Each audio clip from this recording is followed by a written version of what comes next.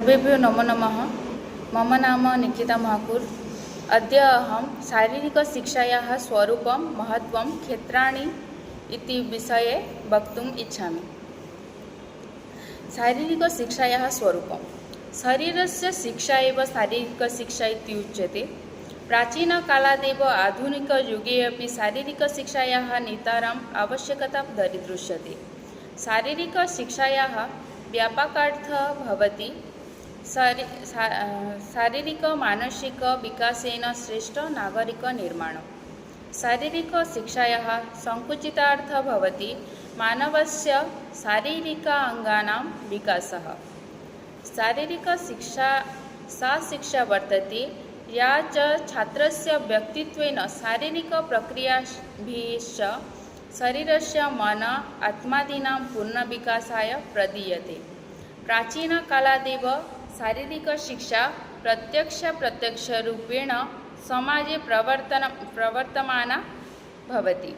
शारीरिकशिक्षायाः सा अवस्था वर्तते यथा शारीरिककार्यक्रमैः व्यक्तेः विकासाय पूर्णविकासः क्रियते। उन्नतमांसपेशीनां तत्सम्बन्धगतिविधीनां प्रेरणाय समुत्पद्यते।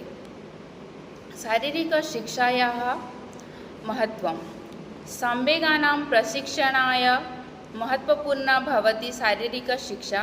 शारीरिकयोग्यता कौशलं मानसिकचैतन्यं चरित्रसम्बन्धाः गुणाश्च इत्यादयः शारीरिकशिक्षायाः अङ्गानि वर्तन्ते। सुयोजित शारीरिकशिक्षायाः उल्लासः चारित्रिकदृढता च उत्पाद्यते। साधारणरूपेण सीमितकाले छात्राणां जनानां वा विकासः कर्तुं शक्यते। मानसिक सांवेगिक नियन्त्रणे सामर्थ्यं संहारयति। क्रीडाभिः पूर्णशारीरिक आवश्यकतैः महत्त्वपूर्णं चिन्तयते। उन्नतये शारीरिकशिक्षा उत्तमनागरिकतायाः उत्तमस्वास्थ्याय च उन्नतये महत्त्वपूर्णं साधनम् अस्ति।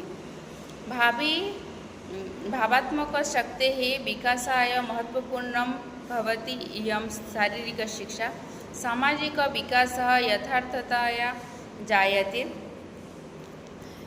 शारीरिकशिक्षायाः क्षेत्राणि क्रीडाक्षेत्रे नानाप्रकारेण मानसिक शारीरिक सामाजिक नैतिकविकासाय क्रीडानाम् आयोजनं विधीयते। शारीरिकशिक्षा किञ्चित् विस्तृतक्षेत्रम् अस्ति यतोहि कार्यक्रमाः प्रक्रियाश्च समायोज्यन्ते। प्रथमतः क्रीडा। शारीरिकशिक्षायाः विकासे मूलतः क्रीडाद्वयं विद्यते।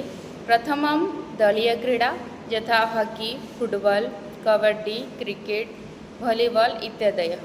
द्वितीयं भवति व्यक्तिगतक्रीडा यथा एथलेटिक्स्, कुस्ती, धनुर्विद्या प्रभृतयः।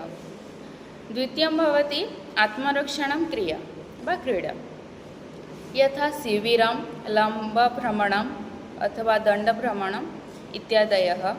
मनोरञ्जनात्मकक्रीडामध्ये आयाति प्राकृतिकभ्रमणं, शैक्षिकयात्रा, गुरुकुलदर्शनं प्रभृतयः।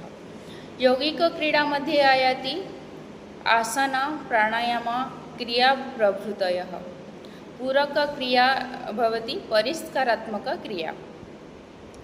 तरणसम्बन्धक्रीडा भवति।